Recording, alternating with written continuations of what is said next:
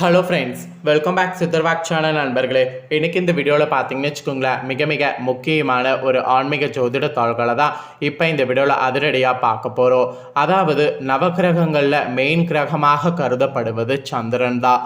So சந்திரன் சூரியன் இவங்க ரெண்டு பேருமே முக்கியமான கிரகங்களாக திகழ்கிறாங்க.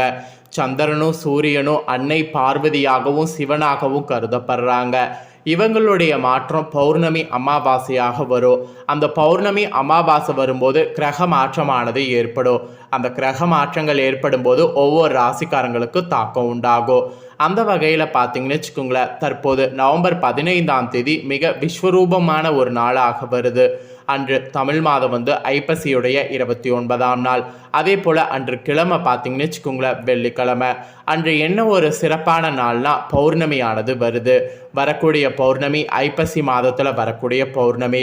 இந்த பௌர்ணமி அன்னைக்கு கிரக மாற்றமானது வலுவாக ஏற்பட போகுது. இதனால் ஒவ்வொரு ராசிக்காரங்களுக்கும் தலையெழுத்து மாறும். அதில் துலா ராசிக்காரங்களுக்கு என்ன தலையெழுத்து மாறும் அப்படிங்கிறத இந்த வீடியோவில் ஷேர் பண்ண போகிறேன். இந்த வீடியோ துலா ராசிக்காரங்களுக்கு ரொம்ப யூஸ்ஃபுல்லாகவும் ரொம்ப இன்ட்ரெஸ்டாகவும் இருக்கும். ஸோ துலா ராசியில் பிறந்தவங்க வீடியோ ஸ்கிப் பண்ணாமல் பாருங்கள். உங்கள் ராசிக்கு என்ன மாதிரி தலையெழுத்து மாறும் அப்படிங்கிறத தெளிவாக இந்த வீடியோவில் தெரிஞ்சுக்குங்க. மேலும் மற்ற மாதங்களை காட்டிலும் ஐப்பசி மாத பௌர்ணமி ஒரு தனி சிறப்பு வாய்ந்தது என்று சொல்லலாம். இந்த ஐப்பசி பௌர்ணமியில் கிரகங்கள் வலுவாக மாறுது. அதனால் ஒவ்வொரு ராசிக்காரங்களுக்குமே விதிப்படி நிறைய மாற்றங்கள் ஏற்படும் என்று ஜோதிடர்கள் சொல்கிறாங்க. அதனால தான் துலா ராசிக்காரங்களுக்கு என்ன மாதிரியான மாற்றங்கள்லாம் ஏற்படும் அப்படிங்கிறத இந்த வீடியோவில் சொல்ல போகிறேன். துலா ராசிக்காரங்க உங்கள் ராசிக்கு என்னவெல்லாம் நடக்கும் அப்படிங்கிறத தெளிவாக இந்த வீடியோவில் நோட் பண்ணிக்கோங்க.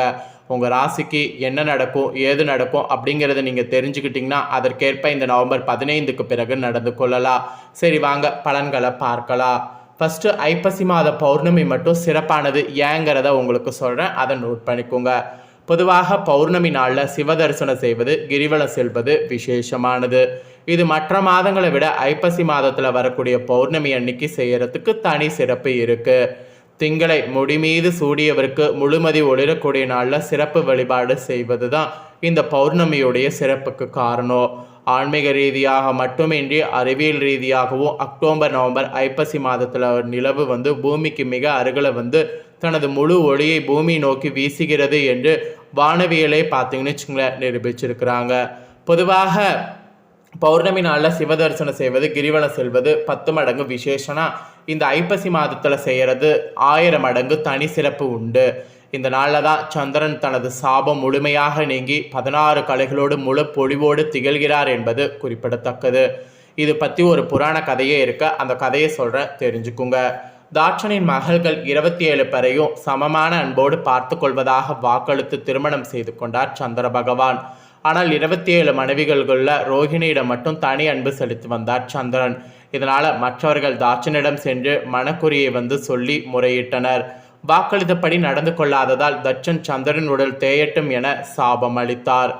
மாமன்னார் தட்சன் அளித்த சாபத்தால் சந்திரனுடைய ஒவ்வொரு கலையாக தேய துவங்கியது. ஆனால் தனது சாபம் தீர வழி கேட்டதால் திங்களூர்ல சிவனை பூஜித்தால் சாப விமோசனம் கிடைக்கும் என்றார் தட்சன். சந்திரனும் திங்களூர் சிவனை நோக்கி தவம் செய்தார். ஆனால் அதற்குள் சந்திரனுடைய மேனி ஒளி நாளுக்கு நாள் மங்கி தேய்ந்து 3 கலைகள் மட்டுமே மிச்சம் இருந்தது. அந்த சமயத்தில் சந்திரன் முன் தோன்றிய சிவன் அவன் மீது மனமிறங்கி அந்த நிறையை தனது தலையில சூடிக்கொண்டார். சந்திரனுக்கு 16 கலைகளும் திரும்ப பெற்றாலும் முழு பொழிவு வருடத்தின் ஒரு நாள், அதாவது ஐப்பசி பௌர்ணமி அன்று மட்டுமே கிடைக்கும். மற்ற நாட்களில் சந்திரனுடைய ஒளி தினமும் தேய்ந்து முழுவதும் மறைந்து பின் படிப்படியாக வளரும். இது எப்போது நடக்கக்கூடிய சுழற்சியாக இருக்கும் என அருள் செய்தார் சிவபெருமான். திங்களை முடிமீது சூடியவருக்கு முழுமதி ஒளிரக்கூடிய நாளில் இதனாலேயே சிறப்பு வழிபாடு செய்வது உருவாயிச்சு. ஆன்மீக ரீதியாக மட்டுமின்றி அறிவியல் ரீதியாகவும் இதனாலேயே பார்த்தீங்கன்னு வச்சுங்களேன் இந்த நாள் முக்கியமானதாக வந்தது. நவக்கிரகங்களில் ஒன்றான சந்திரனுக்குரிய தானியம் அரிசி. இதனால் சந்திரன் முழு பொழிவு பெற்று ஒளிரக்கூடிய ஐப்பசி பௌர்ணமி அன்னைக்கு சிவனுக்கு அன்னாபிஷேகம் செய்வது சிறப்பானது. ஐப்பசி பௌர்ணமி நாளில் சிவனுக்கு அன்னாபிஷேகம் செய்யக்கூடிய வழக்கத்தை ரிஷிகள் கொண்டு வந்தனர். பொதுவாக சிவனை அபிஷேக பிரியர் என்று சொல்வாங்க. அவருக்கு 16 வகையான பொருட்கள் கொண்டு அபிஷேகம் செய்யப்படும். இதில் ஒவ்வொரு பொருளும் ஒரு பலனை தரக்கூடியது. இவை அனைத்தையும் விட சிறப்பானது அன்னத்தால் செய்யப்படக்கூடிய அன்னாபிஷேகம்.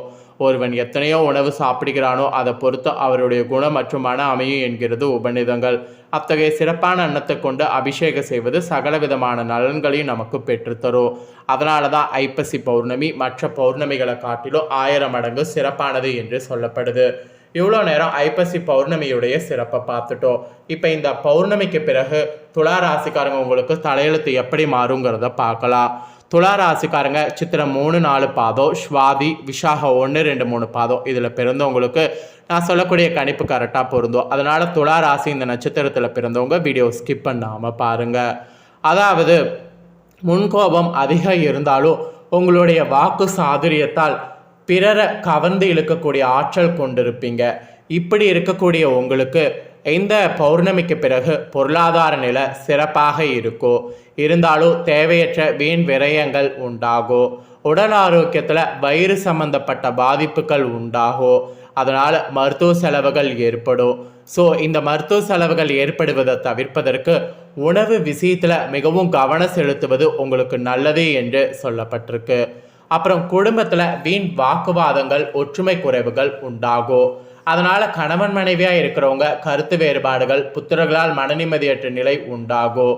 இதில் இந்த மனநிம்மதியற்ற நிலையை உண்டாகாமல் இருக்க விட்டு கொடுத்து போகணும். பணவரவுகளில் ஏற்ற இறக்கம் இருக்கும். அதனால் குடும்ப தேவைகளை பூர்த்தி செய்ய கடன் வாங்க வேண்டியது வரும். முடிந்தவரை ஆடம்பர செலவுகளை குறைப்பது உத்தமம். ஆடம்பர செலவுகளை குறைக்காமல் இருந்தீங்கன்னா கண்டிப்பாக உங்களுக்கு நஷ்டம் ஏற்படும். அதனால் ஆடம்பர செலவுகளை குறைத்துக்குங்க. இது குடும்பத்தில் உங்களுக்கு சொல்லப்பட்ட மெயின் விஷயம். அப்புறம் தொழில் வியாபாரம் செய்பவர்களுக்கு நெருக்கடிகளும் போட்டிகளும் ஏற்படும். இருந்தாலும் எதையும் சமாளிக்கக்கூடிய ஆற்றல் உங்களுக்கு உண்டாகும். வாங்கிய கடன்களை திருப்பி செலுத்த முடியாத சூழ்நிலைகள் ஏற்படும். அதனால் கடன்கள் வாங்காத மாதிரி முடிஞ்ச அளவு திரும்ப பார்த்துக்குங்க. அப்புறம் கூட்டாளிகள் ஒற்றுமையாக செயல்படுவாங்க. அபிவிருத்தி குறையும். அதனால் முடிந்தவரை எல்லாத்தையுமே தொழில் ரீதியாக அனுசரித்து நடந்து கொள்ளும். அதுதான் உங்களுக்கு நல்லது. இது தொழில் வியாபாரத்தில் இருக்கிறவங்களுக்கு சொல்லப்பட்ட எச்சரிக்கை. அப்புறம் உத்தியோகத்தில் இருக்கிறவங்களுக்கு என்ன சொல்லப்பட்டிருக்குன்னா, வேலை பளுவானது அதிகரிக்கும். இதனால் எடுக்கக்கூடிய பணிகளை சரிவர செய்திங்கன்னா முடிக்க முடியும். அதனால் எடுக்கக்கூடிய பணிகளை சரிவர செய்து முடிக்க முயற்சி பண்ணுங்க.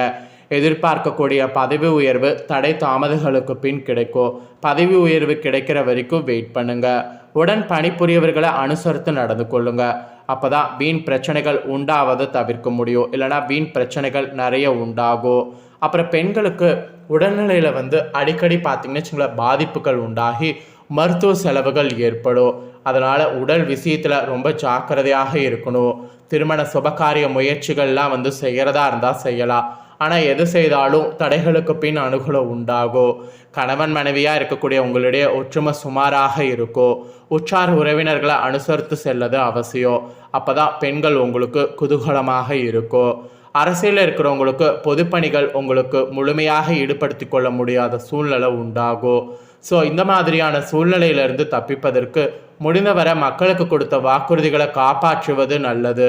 எடுக்கக்கூடிய காரியங்கள் தடைகளுக்கு பின்பே வெற்றி பெற முடியும். அதனால் தடைகள் எது வந்தாலும் வாக்குறுதிகளை காப்பாற்றுவது நல்லது. அப்புறம் கலைத்துறையில் இருக்கக்கூடியவங்களுக்கு கிடைத்த வாய்ப்புகள் எதையும் இந்த பௌர்ணமிக்கு பிறகு நழுவ விடாமல் எல்லாத்தையும் பாதுகாத்து கொள்வது உத்தமம். அப்போ தான் புதிய வாய்ப்புகள் கிடைப்பதில் சிக்கல்கள் உண்டாகிறது உங்களுக்கு இருக்காது. நெருக்கடியான சூழ்நிலைகளால் உடல் பாதிப்புகள் ஏற்பட்டு மன அமைதி குறையும். இது மட்டும் இல்லாமல் உடன் இருப்பவர்களால் வீண் பிரச்சனைகள் சந்திக்கிறதுக்கு வாய்ப்பு இருக்குது. பணவரவுகள் தேவைக்கேற்றபடி இருக்கும். அதனால் கலைத்துறையில் இருக்கிறவங்க எல்லாத்தையுமே மேனேஜ் பண்ணுங்கள்.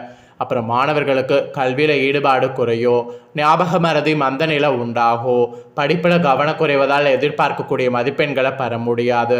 தேவையற்ற நண்பர்களுடைய சகவாசம் பொழுதுபோக்குகள் உங்களுடைய வாழ்க்கை நிலையை மாற்றியமைக்கும். அதனால் மாணவர்கள் எதிலும் கவனமாக இருக்கிறது நல்லது. ஆக மொத்தம் துலா ராசிக்காரங்க சித்திரை 3, 4, சுவாதி, விசாகம் 1, 2, 3 பாதங்களில் பிறந்தவங்களுக்கு இந்த பௌர்ணமிக்கு பிறகு இந்த மாதிரி கிரகங்கள் ஆட்டி வைக்கும் என்று சொல்லப்பட்டிருக்கு. இந்த கிரகங்கள் ஆட்டி வைக்கிறதுக்கு ஏற்ப கோபூஜை செய்து பசுவை வணங்கினீங்கன்னா குடும்பத்தில் மகிழ்ச்சி நிலவும், சுபிட்சம் உண்டாகும். அதனால் இந்த ஒரு பரிகாரத்தை மட்டும் மறக்காமல் செய்திடுங்க. ஸோ உங்கள் ராசிக்கு என்னங்கிறத நீங்கள் தெரிஞ்சு பயனடைஞ்சது போல் உங்கள் ஃப்ரெண்ட்ஸ் ஃபேமிலியில் இருக்கிறவங்களும் இதை தெரிஞ்சு பயனடையணும்னு நினச்சிங்கன்னா வீடியோ லைக் பண்ணி ஷேர் பண்ணுங்கள். உங்கள் ஃப்ரெண்ட்ஸ் ஃபேமிலியில் இருக்கிறவங்களும் வீடியோ பார்க்கட்டும். அவங்களும் அவங்களோட ராசி துலா ராசியாக இருந்ததுன்னா என்ன பலன் அப்படிங்கிறத இந்த வீடியோ மூலிமா தெரிஞ்சு இந்த பலன்களுக்கு ஏற்ப நடந்து பலனடையட்டும். மேலும் இதே போல் புதிய அப்டேட்டான நிறைய வீடியோ நம்ம சேனலில் போடப்படும். அது எல்லாத்தையுமே உடனுக்குடனே தெரிந்து கொள்ள மறக்காமல் நம்ம சேனலை சப்ஸ்கிரைப் பண்ணுங்கள். கூட பெல் பண்ண ப்ரெஸ் பண்ணுங்கள். அதை பண்ணிட்டீங்கன்னா நான் போடுற மற்ற அப்டேட்டான வீடியோலாம் உடனுக்குடனே தெரிந்து கொள்ளலாம். ஸோ மறக்காமல் பண்ணுங்கள். இதே போல் சுவாரஸ்யமாக வேறு ஒரு வீடியோவில் உங்களை சந்திக்கிறேன். மறக்காமல் பண்ணுங்கள். நன்றி.